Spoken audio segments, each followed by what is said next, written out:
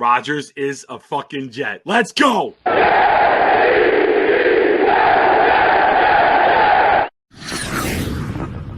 Biggie. This goes out to you. This goes out to you and you and you and you. This goes out to you. This goes Let's out make to sure you. we play like the New York This Jets. goes out to you and you and you. Kick in the door, waving the 4-4. All you heard was Papa, don't hit me no more. Kick in the door, We waving play the 4-4. to win the game. All you heard was Papa, Hello? don't hit me no more. Kick in the door, waving the 4-4. All you heard was Papa, don't hit me no more. Kick in the door, waving the 4-4. All you heard was Papa, don't hit me no more. On your mark, get set. When I spark, you wet. Look how dark it get when you mark for death. Should I start your breath or should I let you die? In fear, you start to cry. Ask why. Lyrically, I'm worship. Don't front the word sick. You cursed it, but rehearsed it. I drop. Let's go to eat a damn snack. Snack. Did somebody say snack? There's only one person in the Jets world. Jets content creators, Jets universe, Jets nation that you can think of when you hear the word snack. He's chewing now. He's always chewing. He's always got snacks. Let's bring in my good friend, Mr. Jets Lounge Chaos. Told you, I wasn't lying to you. I saw the bite. That's why I had to prolong the intro. I saw the size of the bite this man took. It was not of this world. Yeah, well, what a crazy practice we had today. Ups and downs, huh? This is good, right? It's July 31st. We got a lot of time before a real game. This is where you iron everything out, right? This is where you want the fuck ups. This is where you want the chaos. This is where you fix these mistakes. You got to have the mistakes exposed now so you can correct them, right? No, there will be a portion of our fan base. Oh my God, we can't snap the ball. We can't do this. We jumped offside. You're learning a new quarterback. You're learning a new cadence. You're learning timing. Things are not going to be perfect from day one. I need them perfect the second Sunday in February. Maybe a little bit before then, but it would be really, really nice to have that be an issue second Sunday in February, right? I mean, the reality is what you just said. It's July 31st. What's up, gentlemen?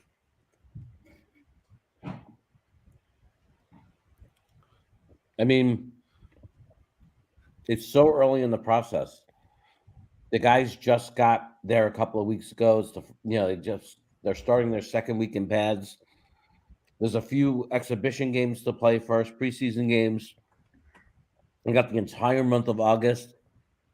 I mean, they're just getting started. Yeah. Yeah. And like I said, right, you want this shit happening now. You want it at a practice. You don't want it down 27-24 driving against Buffalo and this crap happens. You know what I mean? With 3 minutes left in the game. You work these kinks out now. You expose the mistakes. You expose the errors. And then you work on them and you fix them. You know, and like I said, there will be a portion of the fan base that is crying. Joe D didn't do this. You already see it. People saying, I think Buffalo Jet fan tweeted out or somebody did that Tittman will be a failure, a second round bust again. Perfect timing. Connor Hughes with a tweet right now. For the record, a rookie center starting in front of Aaron Rodgers was always more of a pipe dream. Was almost certainly going to be a veteran. That's fine. Tittman is the future. Now, if we have Zach Wilson at quarterback, I have no issue throwing Joe Tittman out there, throw him into the fire, let him learn, right? Trial by fire. Mm-hmm. We can't afford that now. We don't have that luxury. You need a solid presence in the middle. Protection calls, knowing the cadence, snapping the ball the right way. You don't want to overwhelm a kid, throw him in there with Aaron Rodgers. He's awestruck, and then everything goes to shit, and the kid gets ruined before he even gets his feet off the ground. Yeah, I mean, I think that you always want to see It's always like the best case scenario when you draft somebody. When you hear their name like crazy, oh my God, there's no way they're going to keep them off the field. They're dominating, they're this and that. That's nice. But just because that doesn't happen doesn't mean the player is a bust.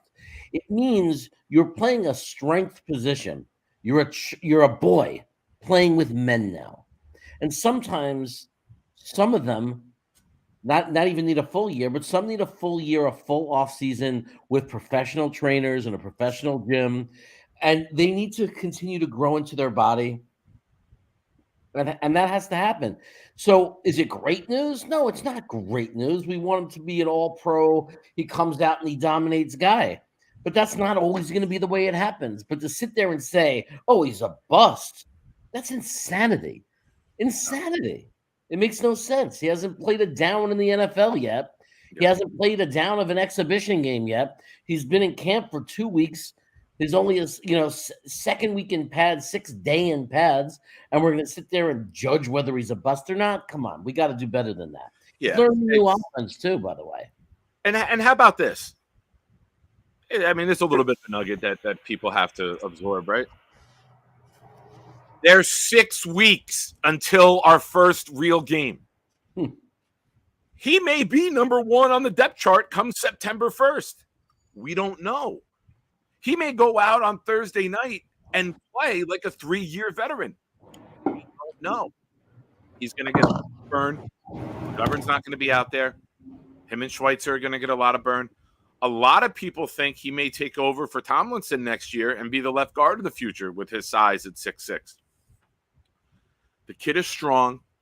The kid's a bull. The kid moves well. But you're in front of Aaron Rodgers at center. Even though McGovern's not an elite center, he brings a veteran presence to the line. He knows how to make the calls. He knows how to make the reads. Those are things. It's not that the kid can't block. It's not that the kid can't snap. Right. It's that we need all the other shit to be on par. And we've had 1 week of practice. There's 6 weeks left. There's a lot to learn. Real game, real bullets, exhibition games. That's when you see, all right, the kid does this well. The kid needs to work on here. This really needs a lot of help. Hopefully that category is minimized, right? But this is real life. Not everyone walks out like Joe Burrow and Justin Herbert and lights the league on fire from game 1. It's not plausible. It's not reality. It's not what you should expect from any position.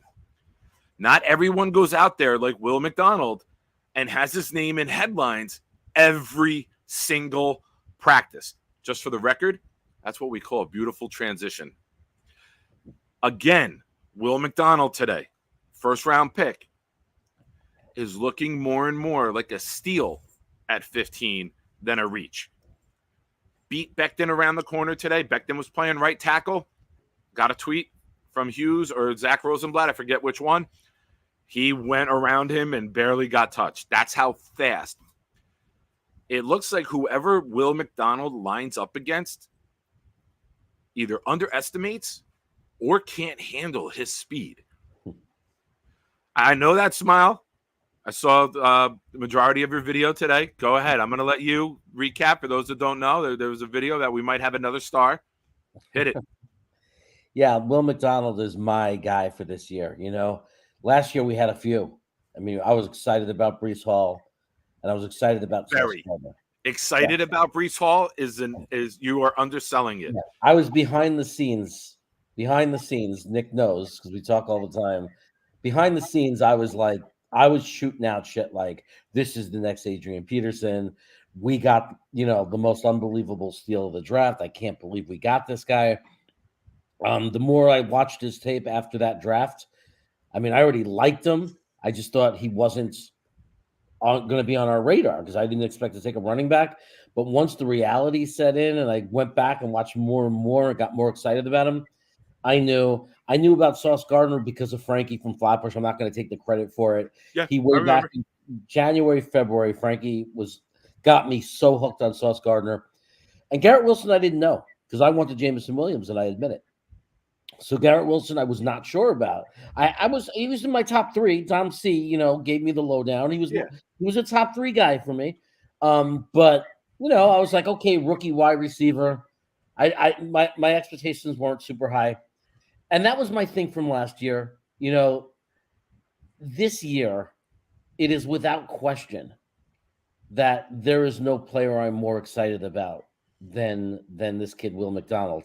Yeah. I think that he could be freakish, and I honestly believe he could be our Nick Bosa. I honestly believe it.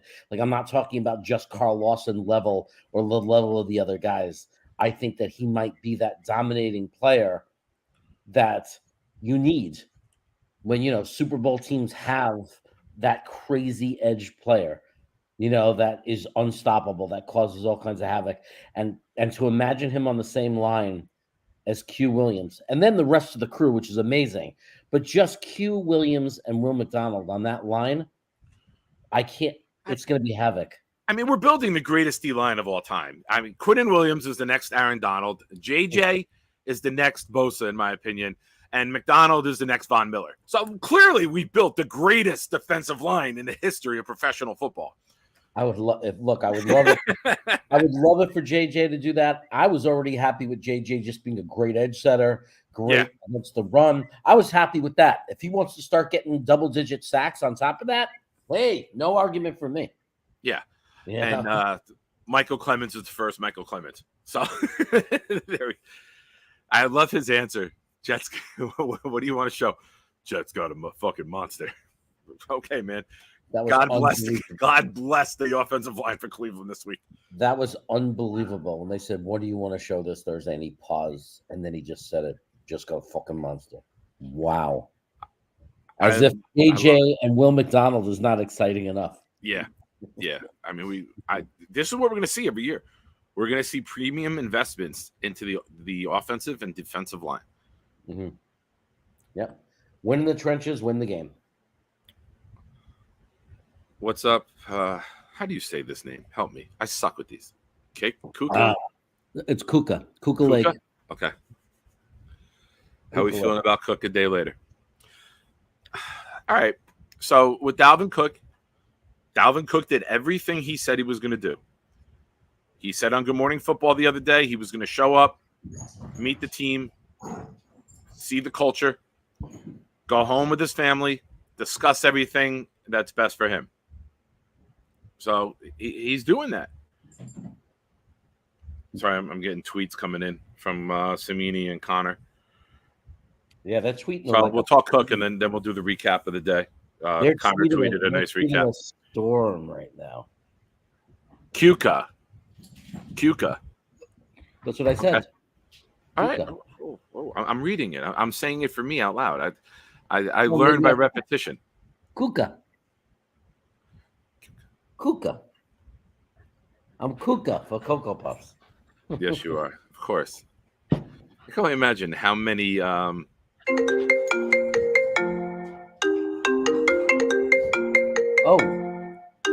It's you. I know. You fucking amateur with your ringer on during a show. What is it with you? It's your first live stream, pal? Wait, did I mute you by accident? Wait, you muted you. You muted yourself. Give me a minute, everybody. Wife comes first. Absolutely. Go ahead. Could ask for stronger D-line for Tip to learn across them. Yeah, Yeti, that's a very good point. When you're looking at who you're going against, and I've said this, whenever you take a Big Ten center, you're getting essentially an NFL veteran, because every Saturday they're going against professional, future defensive linemen in the NFL. The majority of them in practice are going against it. It's just a matter of learning our terminology, our checks, our protection calls. The blocking part is easy. If he was a guard, I think he'd be in there right now. But at center and with Aaron Rodgers, there comes expectations. And you can't just throw a rookie in there and ruin him before he gets his feet off the ground. So I think the Jets are doing the right thing here. The kid will play when the kid's ready to play. Whether it's 2 weeks from now, 4 weeks from now, or week 10, or year 2. It's okay to not put a guy in right away if he's not ready. It's okay to keep him on the bench and let him learn. I think the Jets learned this lesson from Zach Wilson. We're not going to put anybody in there and destroy them. We're going to wait until the rookies are ready to play. I love that. We should all love that because of the fact that now we're not going to throw guys into the fire who aren't ready and just hope. We're not going to throw them into the deep end and fingers crossed, hope they swim. It's going to be, okay, we're going to do our due diligence with these guys. We're going to develop them. We're going to coach them up. And when they're ready to take the field, they will take the field. That's what you want from your team. You don't want desperation. You don't want, well, we have to start them immediately. That's how you ruin people. How many players have we seen the Jets ruin throughout the years? Either from playing too soon, poor coaching, lack of preparation, poor due diligence, poor scouting, guys who don't fit a scheme, switching coaches, switching staffs, switching personnel, trying to change from a 3-4 to a 4-3, trying to change a run blocking scheme, trying to change what routes guys run. We've failed player after player after player. You want the organization building these guys up. I'm happy about this. It's not saying Tittman's a bust. It's saying that we are going to make you the best possible player before we put you in the game. Who the fuck doesn't want that? Yeah, I got high-pitched with that one. I got a little... Go ahead. Give me your thoughts on that. Are you good? Yeah, I'm sorry. The garbage truck went by. I don't know if you ever seen a garbage truck in California, but they got these big arms, robotic arms. It's a big truck. Yeah. It picks the thing up and goes, and shakes the stuff out. And I just we got that. We got that here. I got that in my. That's not California exclusive. I just watched an old, ripped up, torn dog bed come out of the recycling bin. That's my wife. And watched it fly down into the truck. And I'm like, oh my God, how bad's the fine going to be for that one? But anyway, yeah, no, dude, I think that people have got to think that everyone's got to be a superstar right away. I think that Jamie and Sherwood, Tony Adams, when you start to see them perform and do well, I think you're going to start to get the picture and start to understand. Some positions or some guys need to develop a little bit before they're ready to step into the starting role. And we don't even know he won't start. I'm just saying, just because somebody needs some development to step into the starting role doesn't mean there's a ceiling on how good they could be. Max Mitchell is a great example. If the plan was never to play Max Mitchell last year. The plan was to bulk him up and add strength. We knew he had great technique because Tigo told us, so we knew. But like what we needed, mentioned him a few times. We wanted him. Tigo brought Max Mitchell up every once in a while. We wanted him to put on some muscle, put on some weight, show some strength. And he had to play sooner than expected. And for a rookie coming in, 4th round pick, he actually did an excellent job and showed a lot of potential. He could be, there's no limit. He could be a great right tackle someday. I mean, and he's been playing left tackle in camp, and he looks really good. So, I mean, sometimes you just need a year. Tittman might not need a year. He might end up starting game 5, game 6, game 7. He might over the next 3 weeks rise up because he's right now he's learning the playbook. He went from college to the small school, whatever, Where'd he go?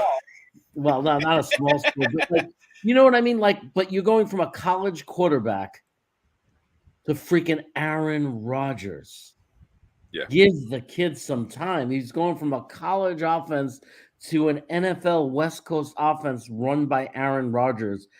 Give him some time to learn the plays and to learn the cadence and just develop. I mean, there's no reason to panic on this.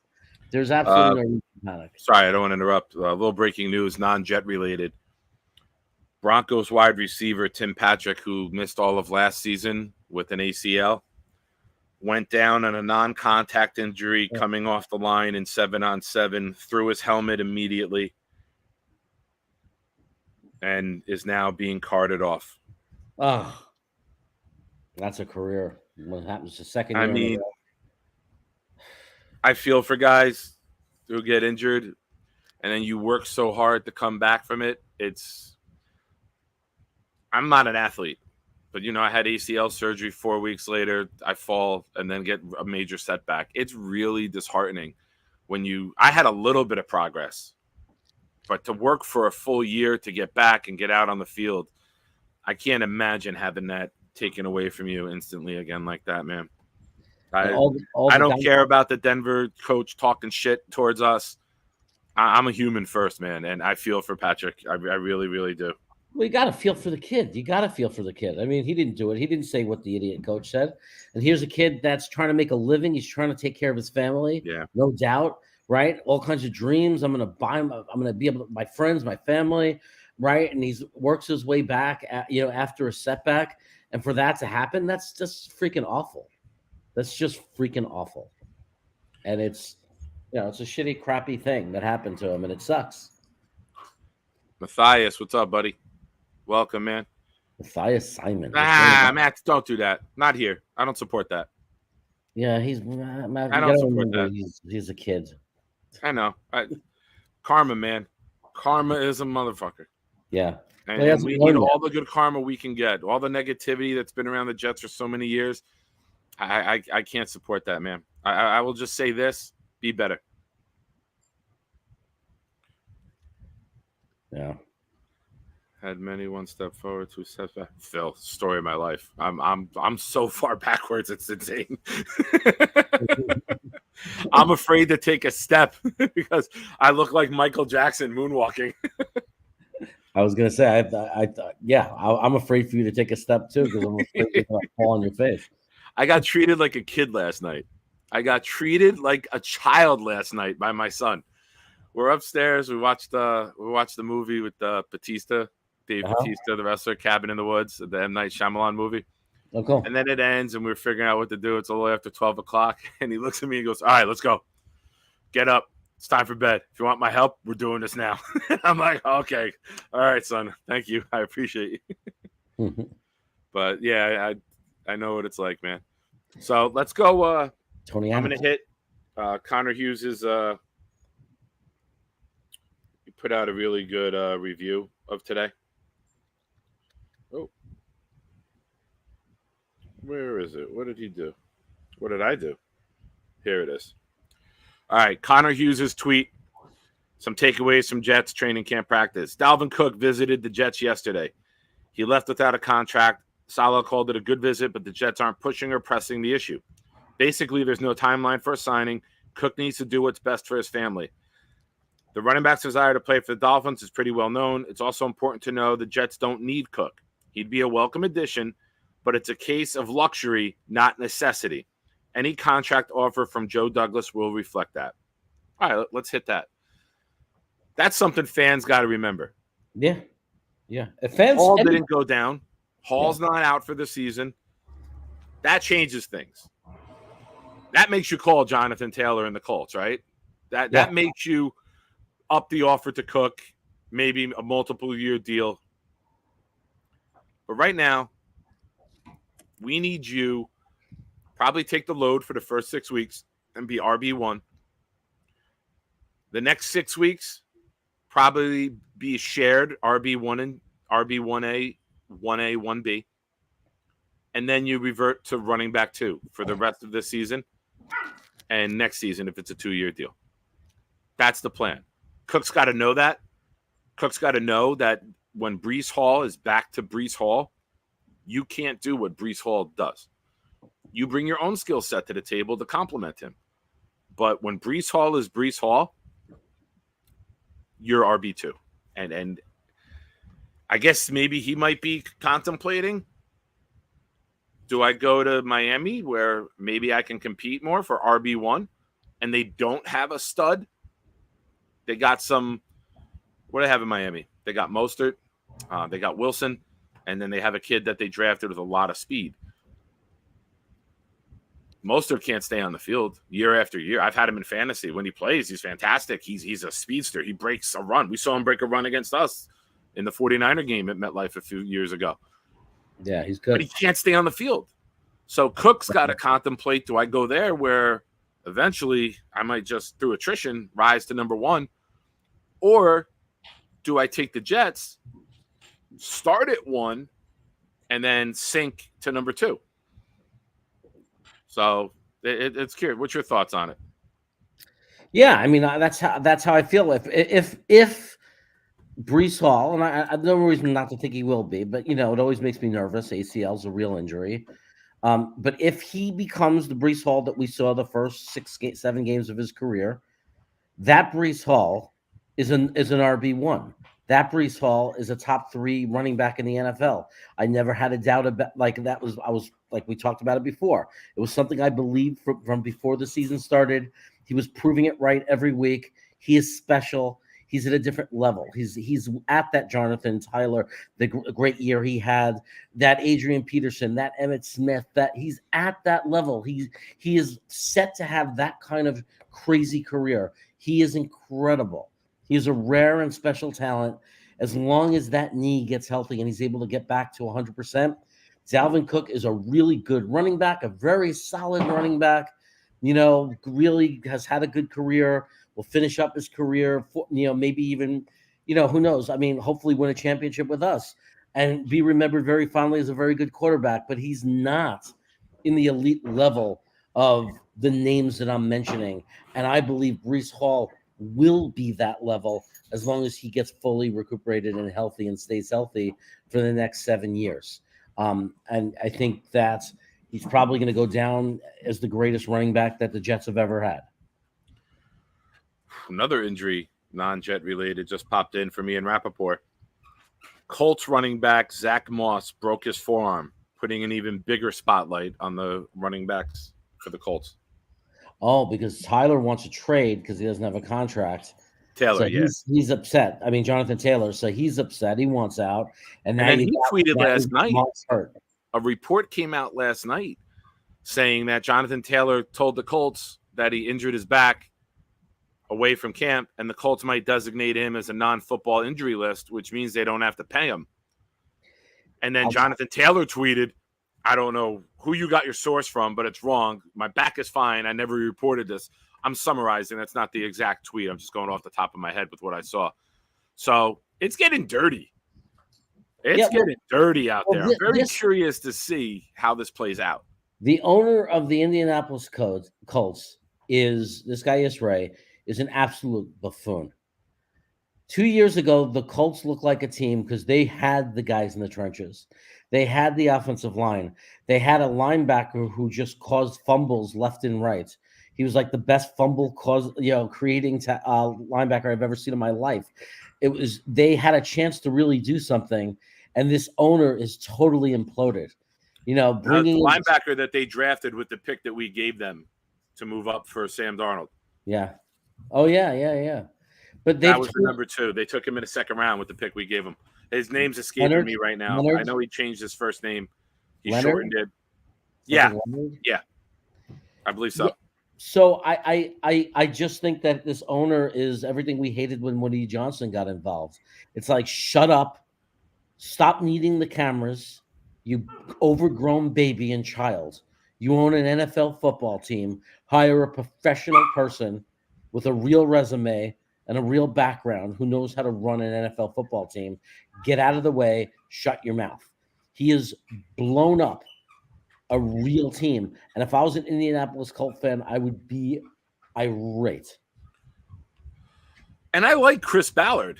I like the GM. I thought the GM's done a really good job. But you got a lunatic owner. I like that he said, I'm not trading you. This generation of the athlete just thinking I'm going to demand a trade and you get what you want. In basketball and starting now in the NFL, it's starting to rear its head a little bit, right? Yeah. It's too much for me. I'm not going to get all into that now on the practice show. We could do that on another show, but that's just my 2 cents. Hey, but it's kind of cool because it's not us. It's kind of cool, right? I mean, this was something that we've. Are you saying we finally passed the baton off to somebody else? The shit show has left Florham Park. We're finally looking like a real NFL organization. Thank you. Competence, right? You're starting to think competence when you look at the Jets. When you look at Joe Douglas and the front office, and you look at how Coach Saleh handles the Sean Payton thing, Rex Ryan would be in a war of words back and forth and saying, I'm going to fuck you up at midfield when I see you. You don't talk about it. It would be a shit show. Yeah. So I like the way our coach handles things. I like that he keeps it indoors. I want to get through the Connor Hughes tweet. There's a couple other topics to talk about, but I want to circle back to that. Hold on 1 second.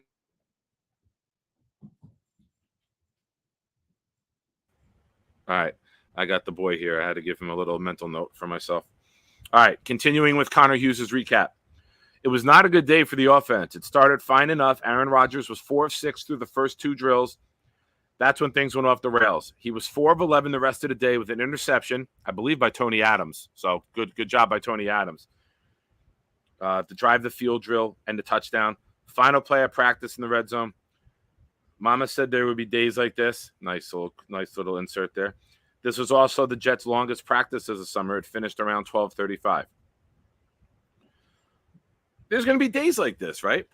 There's going to be days where, like we said earlier at the start of the show, you got to work the kinks out. Well, defense always starts stronger than offense. We say it every year. People always forget. It's so much easier to get going on defense than it is on offense. And it's a pretty fucking good defense. Right. Well, we're not 32nd in the league anymore, and you're having bad days against us where it's like, oh shit, here we go again. Right. We're potentially the number 1 defense in the NFL. I have a strong feeling top 3. Best in the AFC. So we're talking about a top NFL defense. It's the beginning of camp, new quarterback, new offensive coordinator, new system. Similar system, but yet new. I think we could sit there and say it's going to take a little bit of time, like for them to completely get in sync. And nobody is panicking. No one is panicking. There's evidence, even in the bad days where the offense struggles, there's evidence of improvement. The fact that they ended on a touchdown is not a bad thing. The fact that Conklin has been doing really well and connecting with Rodgers, and that Rodgers seems to be connecting to new targets and focusing on new people every day, like he's practicing getting into a rhythm with players. Remember, they're working on things. This is not a real game situation. Today, he was targeting Mecole Hardman a lot. So think about that. That's a handicapped offense because he's coming in probably with the mindset of, I want to get used to working with this kid Hardman. I want to see how I could utilize him in this offense. So that's not us playing our game day offense. That's our quarterback with a mission to say, I want to specifically work with this receiver, which means he's taking a different approach to each play. Yeah. So you cannot overanalyze this. Like, we cannot do it. When Aaron Rodgers throws an interception, what you should be saying is, it was Tony Adams. Holy cow. Tony Adams made a leaping interception catch. Maybe they were right about this kid. Maybe we got ourselves a free safety. Fingers crossed, right? And you know, I think we mentioned this the other day when Buffalo Jet fan was on with us. Shout out to him. And Joyner had one great game last year. Joyner had a great game against Pittsburgh. They tried to hit who was the kid? Pickens early on a deep shot, and he got up and he knocked it down, and then he had the interception in the end zone. Mm-hmm. And those are the only 2 plays I could tell you about Joyner making last year, honestly. Those are the only 2 plays. I remember going nuts. I was like, if Joyner plays like this every game, because that was early in the season, I was like, Joyner plays like this every game. I'm like, and then Zach went ballistic at the end. I'm like, holy crap, we actually might have something here. And then went off the rails. No. Yeah, but if we can get Adams to develop, I mean, we've spoke about it a lot, and we'll say it again. For those new to the channel, anyone new, thank you for joining. We do a press conference practice wrap-up show every day, myself and Jets Lounge Chaos here, Jeremy. And thank you. Make sure you subscribe and join in the fun. Also, check out his channel. We do a show together on Wednesday nights there that I co-host with him. He so gracious enough allows me to see his face. So please check us both out. We got to develop these guys. Like, we want Sherwood to step up and win. We want Tony Adams to step up. You need guys who make less than $1 million a year winning positional battles. You want Max Mitchell to win right tackle. The dog Right. agrees. That's got to be Klecko barking to agree with me, I hope, right? That was a perfect time to chirp. You want Carter Warren to be the tackle of the future with Mitchell. You can't have first-round picks everywhere. You can't have $15 million free agents everywhere. You Right. need a team of guys developing. Yeah. You need a Max Mitchell to turn into a Bakhtiari and become one of the best tackles in football. You need that to be a successful football organization. Can't live in free agency and sign 7 starters every year. We've had off seasons like that because we drafted so poorly the 4 or 5 years before that. And that's when you're failing guys because you're throwing them in when they don't belong. So, all right, next topic. It's a good one. I like this. This should be a fun little discussion. Connor Hughes. Alan Lazard needs to work some on his hands. He's dropped his fair share throughout these first 2 weeks of practice, including another on Monday. His relationship with Rodgers will keep him on the field. Just makes you wonder what Corey Davis is thinking. I like that. Funny, That's 'cause, well yeah. put. That's well put with some good insight at the end, right? I mean, we butchered Corey Davis for drop passes, and Lazard dropped as many last year, and now he's dropping him in practice, and looks like he's gonna. That headache might not go away for us with the drop passes, and sometimes people just think newer is better. Well, guess what? If he drops some passes week 1, I know the Jets fan base. We sort with Corey Davis. Everyone's going to be hating on Lazard real fast. Yeah. Good news. I'll start with Corey Davis. He's over his illness. He missed a couple days. If anyone didn't know, he was back doing a little bit of cardio, and I don't know if he got in the team drills today, but they were slowly easing him back into things, which is a good sign. He needs to get that rapport with Rodgers as well. He's a good veteran. He's solid. We just need him out on the damn field, man. You figure if anybody had the rapport with Rodgers, it would be Lazard, obviously, right? Him and Cobb. So I'd have to look up the numbers. I don't know Lazard's drop rate. I will after the stream. Yeah, last year was a little ugly, I think, from what I remember. Okay. I don't know if he has a history of it his whole career, but I know that last year was a little ugly. Okay. And Yeti, I see your comment about the running backs. I'm definitely going to bring that up as soon as we're done with the Connor Hughes the Connor Hughes tweet here. All right, next topic. And you mentioned him already, so it's right on cue. One player Rodgers seems to be connecting more with in recent days, Mecole Hardman. There was a long completion on a hot route on Sunday, then another deep ball on Monday. Remember, Hardman didn't practice in OTAs and minicamp, so he was behind in the chemistry department. Now it looks like he and Rodgers are catching up.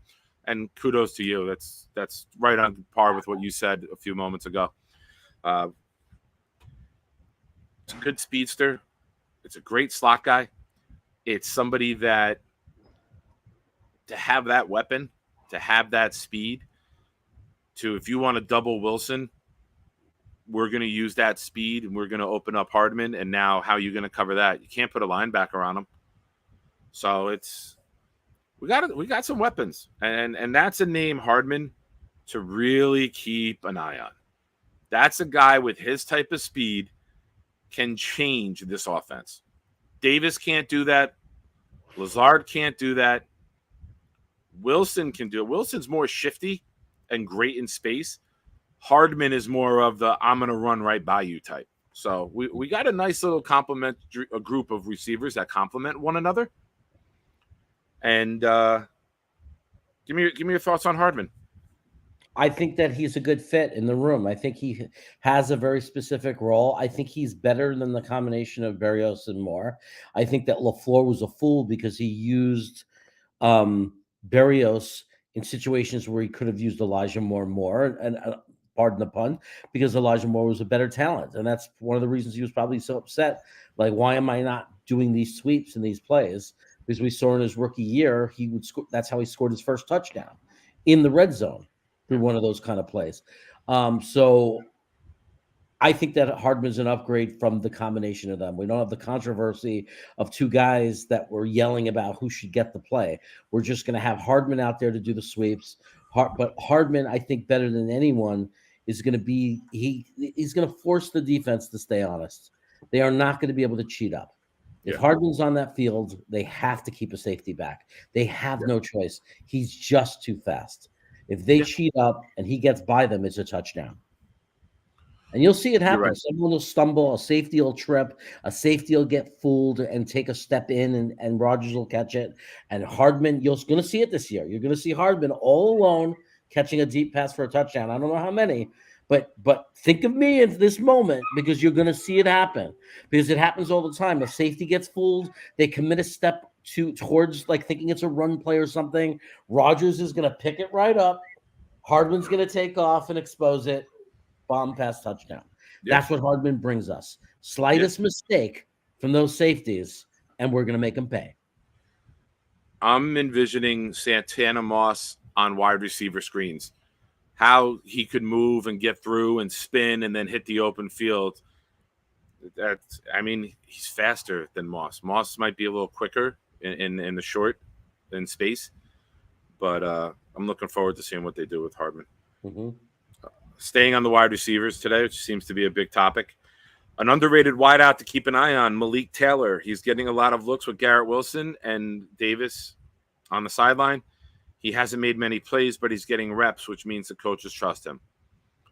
That goes to scouting, right? Because we already know Jason Brownlee's been making a lot of plays. Quiet day today, didn't hear his name at all. But that also could mean he's getting attention, right? The defense is paying attention to him. Yep. So I expect one of the undrafted guys to make the team. I think that's why they let Mims go, because they're confident that one of these guys are going to step up. Yeah, I think they have a lot of good talent. We haven't even talked about Irv Charles. So, I mean, there's a lot of good players. There's a lot of, guys fighting for that 6 or 5 spot, so, and a bunch of them will end up on the practice squad, and everybody thinks they're going to get poached, but it's really not true, because a lot of teams are putting guys on the practice squad that they don't want to have poached, and very few teams go into the season after a whole camp. They're picking up the guys who get cut because of money and financial reasons. Like those are the guys that get grabbed first. The guys that get cut that aren't on practice squads, that are like more veteran type players. I think you're going to see some guys get poached from practice squads, but it's not as much as we think. And that's happened we've seen it. Yeboah didn't get poached. There's so many guys we thought were going to get poached that didn't get poached. And that's because other teams are in the same predicament. They're having a tough time cutting down to 53. And if they poach one of our guys, guess what? They have to cut somebody, because they have to poach him and put him on the 53, which is not easy to do. Think about us. Even if somebody puts somebody we love on the practice squad, it's not easy, because if we pick that person up, we have to cut somebody. Yeah. How am I making up names? You don't know who Santana Moss is? Santana Moss was a very good Jet wide receiver, number 83, with Lavernius Coles and Wayne Krebet, and one of the most dynamic wide receivers we ever had. He went on to the Washington Redskins, like every Jet did in the early 2000s. Oh, sorry. We just had Asante Samuel just said that Santana Moss was one of the wide receivers that gave him trouble in competition. Like in the Jets lounge yesterday, they on Twitter, we had Asante Samuel, and he literally said, when they asked which teams gave you the most trouble, he goes, certainly not when I was with the Patriots in the East, in the in the AFC East. He goes, but when I went to I think it was Dallas, he said, the Eagles. He went to the Eagles. He said, now the NFC East gave me headaches. He goes, Washington with Santana Moss. He actually named him specifically. Yes, Smitty, brush up on your Jet history. Making up Santana Moss. Making up names. Lavernius Coles. It's an S at the end. You need to spend some time on Wikipedia and start Googling New York Jets rosters from the 90s and the early 2000s and learn some names and stats. I think that you have a homework assignment, young man. I think Matthew Smith was old enough to start watching football when like freaking Fitzpatrick was our quarterback. Yeah, his first wide receiver, was like Devin Smith and Stephen Hill. Oh shoot! So then the last comment. He thinks the is, best running back we ever had is Bilal Powell. Randall Cobb returned to practice and team drills for the first time. He and Rodgers connected early on, a nice little play where he sat down in the zone. We know they have chemistry. We know how tight they are. We know their friendship. I believe Rodgers is the godfather to one of Cobb's sons. So I don't expect to be any hiccups between them. They know left and right what each other's going to do. I want to go back to Yeti's comment, bring this up. Yeti. I'm imagining a guy with a big beard living out in the woods. Oh, wait. I want to hit the first comment first. Sorry, I didn't see that there was two. The fact they're bringing in a guy like Cook says they're going to slow roll Hall. MC can't handle the RB1 workload. He's a 2. He'll contribute significantly until Hall returns. Agreed. If Hall comes in and lights it up immediately, let's rewind a little bit. Salah just said last week, as we discussed on the show, that Hall could be a few weeks from being activated. A couple of weeks. Yeah, he said after Thursday game, he could be a couple of weeks from being activated. You're not going to activate him and then put him on the pup. No, it's not going to happen. You're not activating him to then not play him. Yeah, I think they're not going to shut him down for the first 6 games. Like, even if he's not ready for the opener, he just misses it and he's ready for week 2 or week 3, they're going to give him some carries. They're going to baby him along, but like, they're not planning on having his first game be game 7. Like, yeah, I'm not getting any indication of that. And I think going back to the Cook discussion, I think something really important to him was, where's this kid at? What's your expectations for Hall? Is he short-term IR, 4 weeks? Is he pup, 6 weeks? Do you think he's going to be good to go from day one? I think that factors in with Cook's decision-making. Yeah. And I'm going to throw this out there. I am not mad if Dalvin Cook chooses the Miami Dolphins. I'm going to be ecstatic. And here's why. It means Hall's going to be a motherfucking dog from day one, and he's not going to get the reps here. That's what Cook going to the Dolphins tells me. Hall is going to be ready to go day one, no questions asked, green light, Jet superstar. And Cook is just going to say, I can't be the one here. Even for a short term, I can't be the one. That's what Dalvin Cook choosing the Dolphins tells me. Mess. What's up? Johnny Jimenez. Welcome, brother. Thank you for joining, guys. Good to see you here. I'll get to the comments in a bit. I'm a little behind, but I just wanted to shout you guys out for showing up. Absolutely. Give me your thoughts on what I just dropped. I just dropped some freaking knowledge. Tell me what you think. Look, if we let him get away and we don't pick up another quarterback, it definitely is an indicator that they might have more confidence in Hall. If they sign Cook and they end up giving him like $8-9 million or something more than we thought, or more than we thought he was worth, it means that they are probably thinking they have to be cautious with Hall. It definitely is an indicator. There's no question. If we sign him for $4 or $5 million, it tells us nothing, because why not make the team better and take him for $4 or $5 million, no matter how Hall is? But if they pay Hall $7-8 million or $7 million with an incentive to make 10 or 11, that means they're thinking there's a possibility Hall is going to need some time. That's what they're thinking, and that's what it means. You said Hall, but you mean sign Cook for $7-8 million. I got you. Yeah. That Hall will need time, and that's why they're doing it. Yeah. Quote me on this. If Dalvin Cook does not choose the Jets, it means Breece Hall will be RB1 September 11th. Mm-hmm. And the offense is getting introduced. Last year we were there. The defense got introduced. Quinnen, Sauce, Mosley. The place went nuts. This year, Garrett, Hall, QB1, whoever that ends up being, that place is going to it's going to be wild for the introduction. I'll FaceTime you for the introduction so you can see it. And let's say our offense is doing really well, right? And our offensive line, let's say our offensive line is very improved, right? And Aaron Rodgers is opening up our running game because they have to respect the pass. And let's say Michael Carter, Bam Knight, whoever it is doing really well. So Hall gets a couple of carries. They put in Michael Carter, and he's getting good. He's doing well. He's getting 4 or 5 yards a carry. And Bam Knight, whoever they put in, is doing well because Aaron Rodgers is spreading out the offense. We got a lot of weapons, and it's opening up our running game. Yeah. If we're effective and we're scoring points, you're going to see Hall get very little carries because there's no reason. Yeah. Right? There's no reason. But if Pitch you count, right? You put him on a pitch count. You put him on a pitch count. You're up 24-6, bro. We're He's good. out. We He's get to out. next week with you healthy. You get Right. another week to strengthen. You get another week where he might break one a 45-yard run, puts us up 27-13. Okay. Now we use Bam Knight. Right. Now we bring in Carter for third down. We give the backups 2 drives. Score gets tightened. They close the gap on us.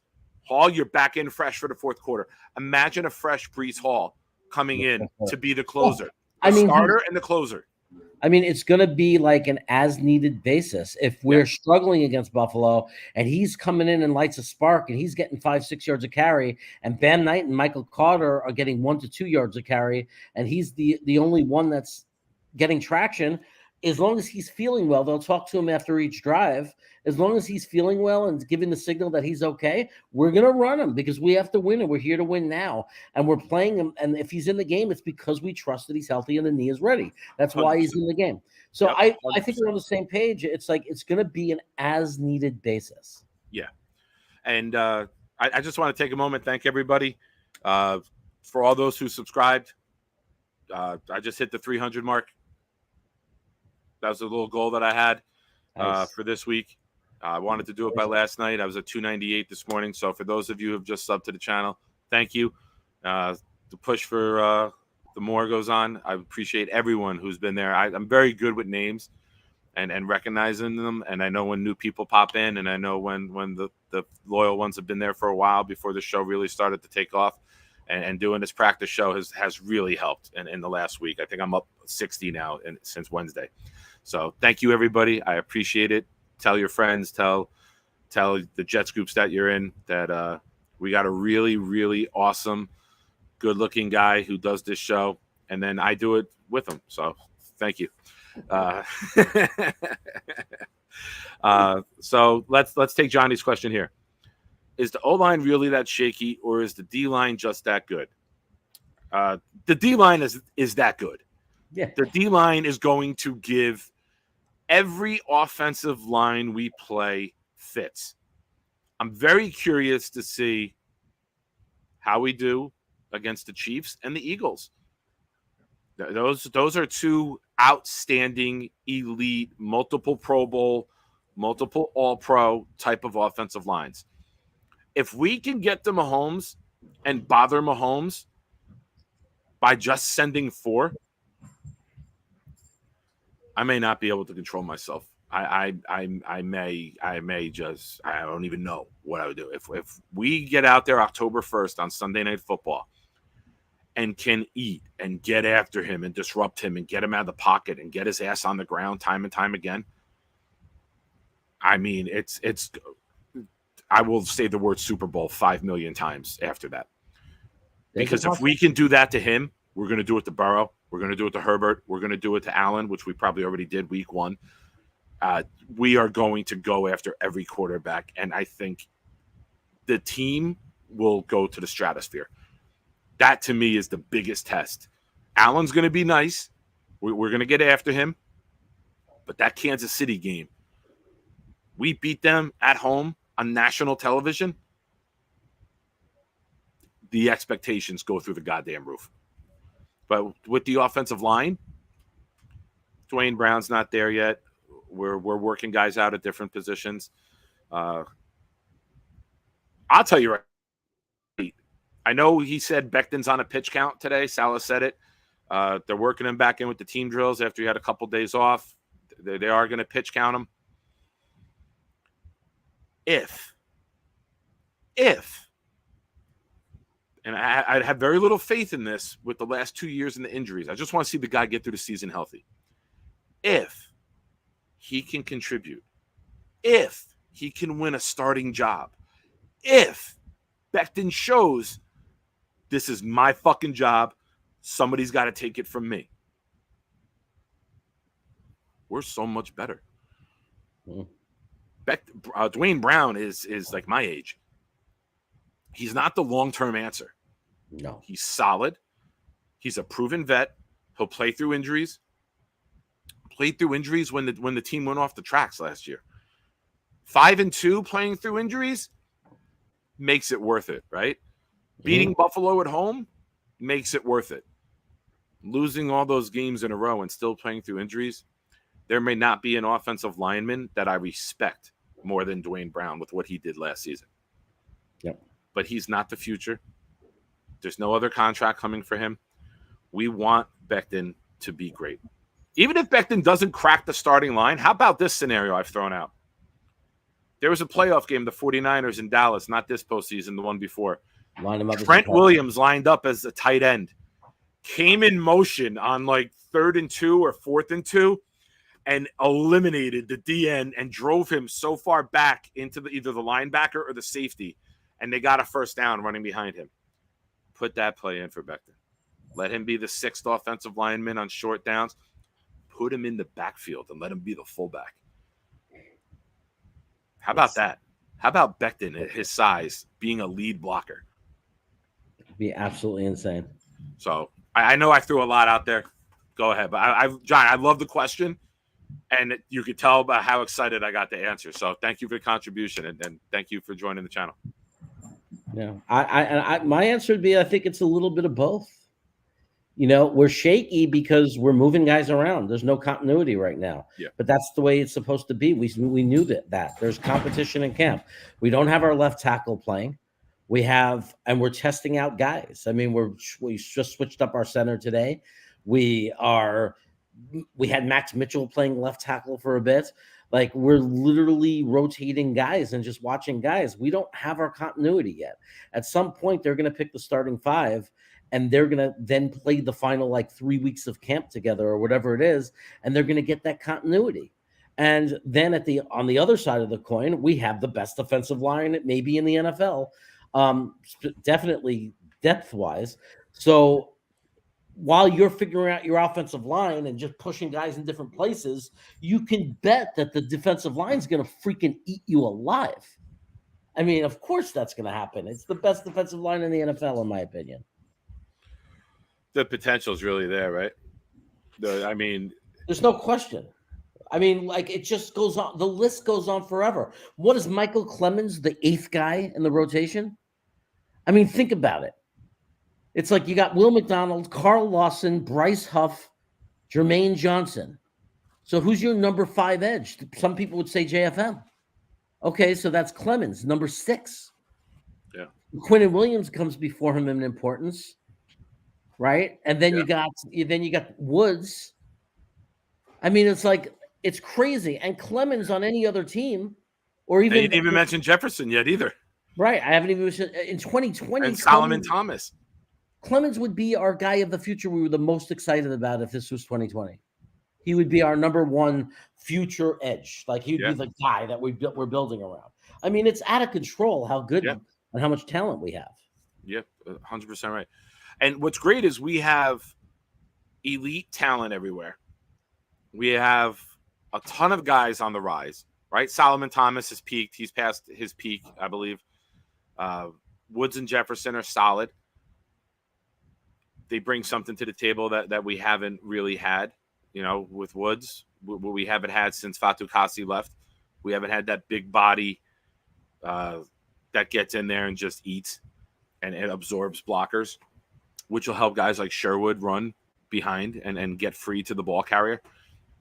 So the depth of this D-line also has great situational potential. Oh, it's 3rd and 2. It's 4th and 1. Okay, we're going to put Clemens and JJ at edge. We could put Woods, Jefferson, and Quinnen on the line. We can put JFM in there somewhere too. Oh, it's 3rd and 13. We need speed. You can go Quinnen, Clemens, JFM on the inside, and then you go McDonald, JJ, Huff. I don't even think you mentioned Carl Lawson, did you? Oh, my God. The names are endless. It's just endless. And I'm going to say, let's discuss this real quick. Let me answer mess. If you're put on IR, it's 4 games to start the season. If you're put on the PUP list, it's 6.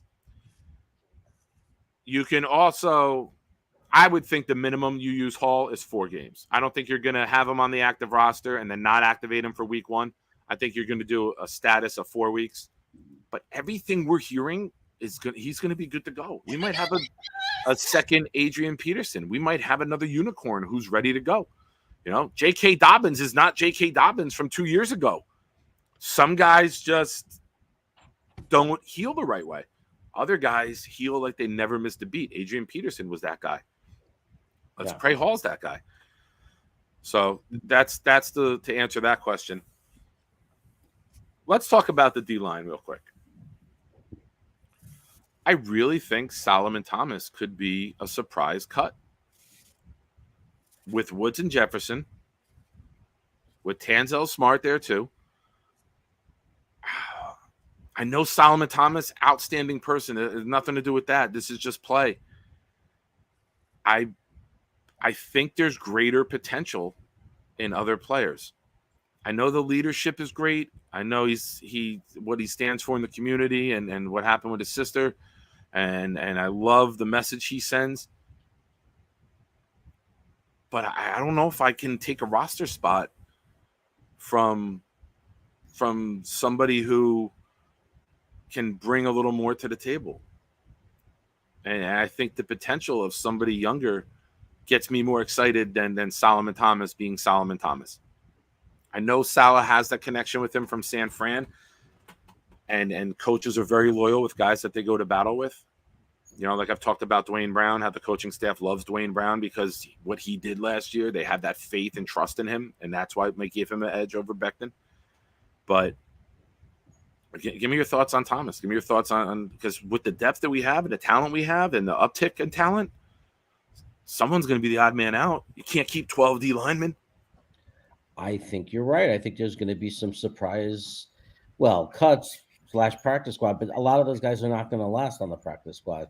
Solomon Thomas, I mean, it's possible, but someone's going to have injuries. Their teams are going to have injuries, and now at this point, he just has too much experience, and he's too much of a solid veteran that he's not going to get picked up. So, yeah, there's going to be a surprise, and it could be Solomon Thomas. It could be Jefferson. I mean, we don't know 100%, but you know, it's going to be hard for Tanzel Smart. I mean, unless there's injuries on our team, knock on wood, I just don't see that there's enough room on this team. I mean, we're not keeping 12 defensive linemen on the 53. It's just that simple. And we have a lot of talented guys. It's going to be, I mean, it's a great problem to have, you know, and the only question you ask is Joe Douglas going to pull off some kind of trade before he cuts them? Like, is he at some point in a few weeks, you know, show them off in preseason a little bit, find a team that's hungry for some more defensive line help, and at least get us some capital rather than just cut them? Yeah. Even if it's a 6th round, 7th round pick, I mean, it's better than nothing. Valid. This question from Mess. How much money does Kareem Hunt want? I think you're waiting for the first domino to fall with what Dalvin Cook gets. And I think Hunt and his agent are waiting.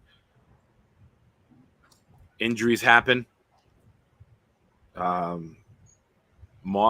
Moss just broke his forearm with the Colts. Maybe the Colts make a call to Kareem Hunt now. That's a place. Maybe the Colts chime in and get in the Dalvin Cook sweepstakes. I'm not sure. I think the contract that Dalvin Cook gets will then dictate where Hunt falls.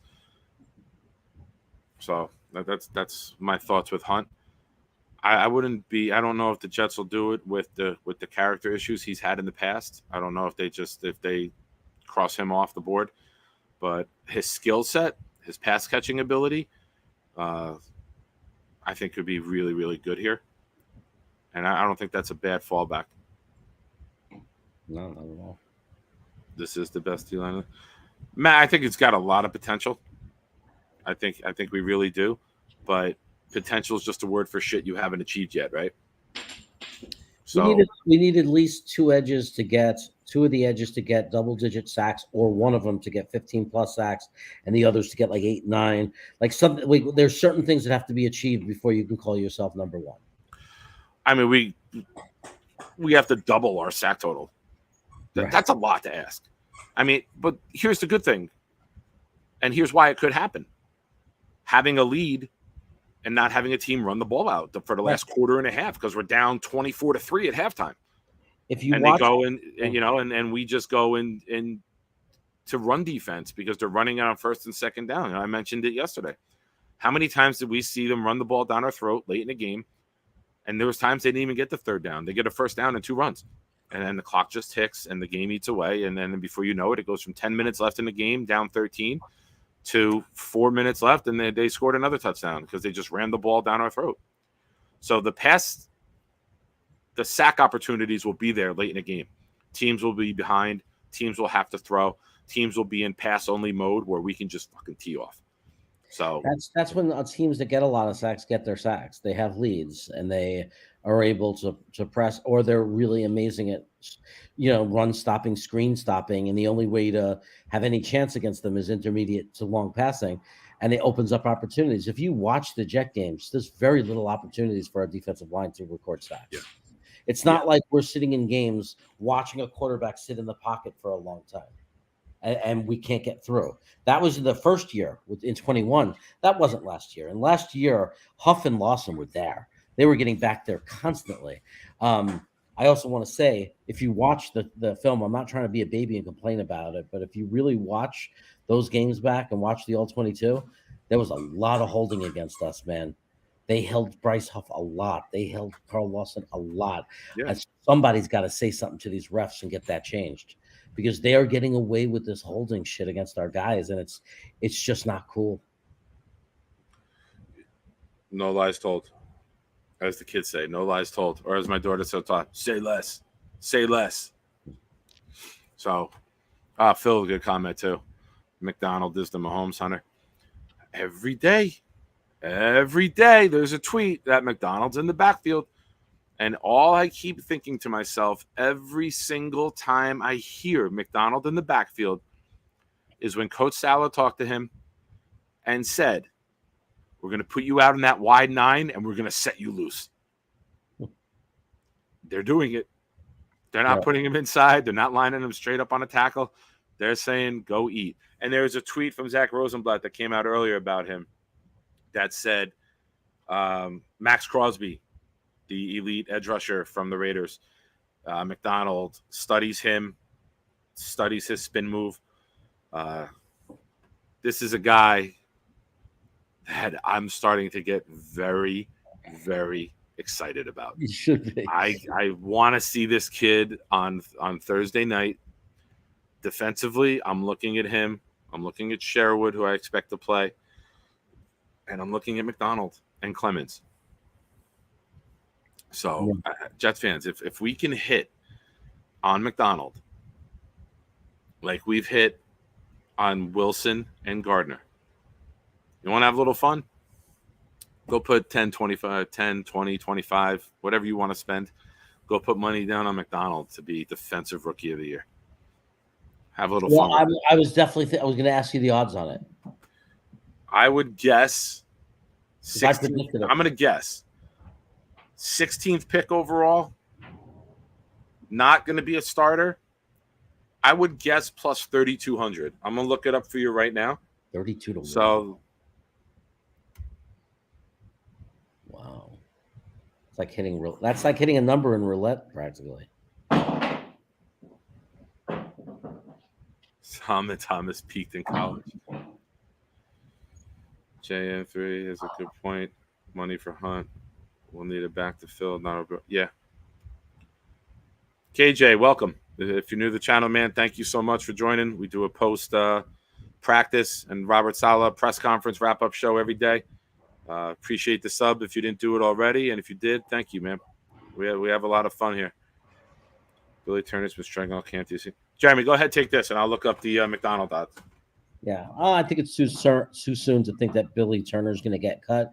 If he keeps playing like this, there's a possibility. I mean, if he doesn't improve at all, and Max Mitchell's looking good, and all the other options are looking good, I guess there can be an argument made that he's in danger because you can't just come in and lay an egg all camp. But it's only the second week. We've only had 2 weeks in pads. It's only July 31st. Billy Turner's a veteran guy who's played, with Rodgers and Block Firm during his MVP seasons. He has a lot of trust from Rodgers. So I got to say, it would be very surprising for Billy Turner to get cut. Don't expect it to happen. I expect him to make the final 53. If he continues to struggle, though, throughout all of camp, then it will not be a surprise. I wouldn't see him making the final 53 because you have to set a standard and an example to the rest of the team. You can't say it's okay to come into camp and play like crap and struggle the entire camp and you make the team anyway based on your name. That goes against everything that they say and claim. So all these young players who are working their tails off, they say everybody has a chance. It's a competition. We're basing it on how you play over these, 4 to 6 weeks. So, but I just don't think he's going to struggle that much the entire camp. I think that he's going to start to play better. And I think that combined with his experience and his history with Aaron Rodgers, I just don't see him getting cut. I see him on the 53. Okay. Let's hope he doesn't have to play. That's fair. Plus 2,200 on Will McDonald. So he's a little higher up than I thought he'd be, but still, put $25 down, and I think you hit for 440. If the math is right in my head, so that's not bad. No, I would take a waiver on it, right? It's not that bad. $20 would be 440. Yeah. Sign Cook, say goodbye to Bam, or Michael Carter gets traded.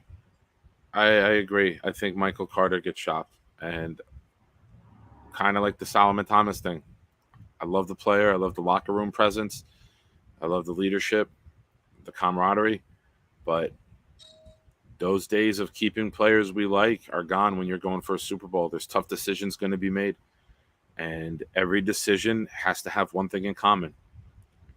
Does this move make us better? Yep. I think Cook over Carter is a no-brainer. Yep.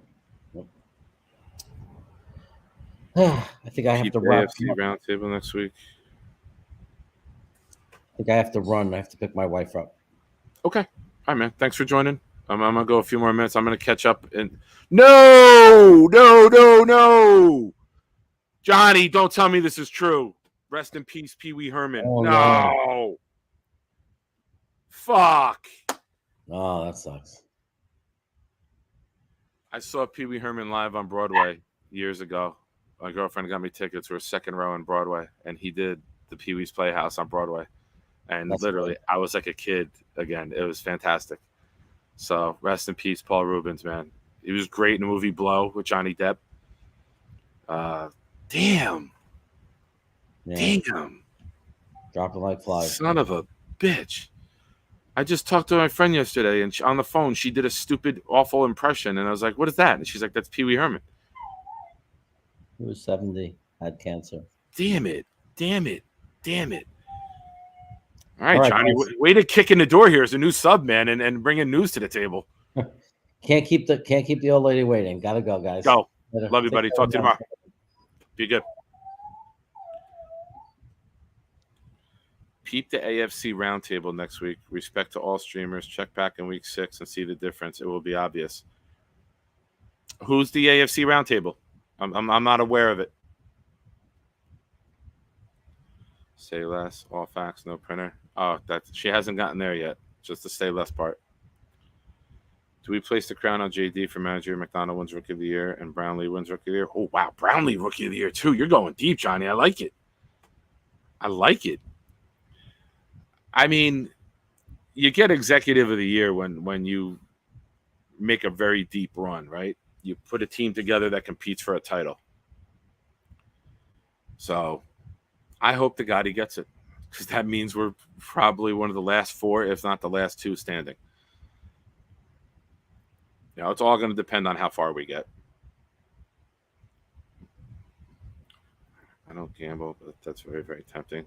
Yeah, I do, as you know. I'm going to take the over. I'm going to take the over. Gospel Boys. Phil, thank you for joining. Yeah, I'm going to wrap it up. I'm just catching up real quick with the chat because I always like to get everybody's input in case there's something worth talking about. If you guys got any questions, you got about 30 seconds. Type it up, throw it in. Otherwise, I'm going to wrap it up. I thank everyone for joining. Damn, what a shame, man. What a shame. I feel like I just lost a big part of my childhood. I absolutely loved Pee-wee's Playhouse as a kid. What's the keyword? The keyword of the day? Oh, why is the clicker going crazy? He was awesome and below. I was just typing that. Yeah. What's your favorite team? The New York Jets. Ah! That's the best I could do. Man. Nikki, we got to watch Pee-wee's Big Adventure today. Find out what it's on. Talking to my son. He's 14. We got to watch Pee-wee's Big Adventure. What we got here? Hank. The AFC Roundtable is Richie with the content creator from each team from the AFC. Okay. Cool. There's one of Richie's streams, Jets Media. They get contenders from all AFC teams. It's cool, but gets crowded. Oh, I'm sure it does. Thank you. All right, guys. We're going to wrap it up. We are going to return tomorrow. Let me get my little music that producer JR put together for me. I love this song. We in the club all the time. It's the problem. Pop off. Don't try to act like you don't know who we be. Little Bee Gees 50 Cent remix. So today's a wrap. Another good day for Jets practice. No major injuries. You know, something that we want to avoid. Something that what we got here? What's the picture look like? Tony Adams had an interception today of Rodgers. I believe it's Whitehead and Adams' job to lose. Amos is there as a backup, as a mentor, as a number 3 safety. Sometimes you need 3 safeties. You know, you play Mahomes, you're going to need that. You play Herbert, you might need some packages with 3 safeties. So, Ashton Davis. I'm a big fan of letting Ashton Davis go and give Trey Dean a spot. I want to Trey Dean in round 5. So the fact that we got him undrafted, I'm a big Trey Dean guy. I've reached out to him on Instagram trying to get him to get on the show. I don't know if he's read the message. Some of these guys don't read messages from people they don't follow. But I'm putting an effort in to try to get Trey Dean. So, all right, that's a wrap. Thank you, everybody. I appreciate all of you. Appreciate all the new subs. Hope you enjoyed your stay here. And as always, be loud, be proud, New York Jets fans. Take care. Have a good day. Rodgers is a fucking Jet. Let's go!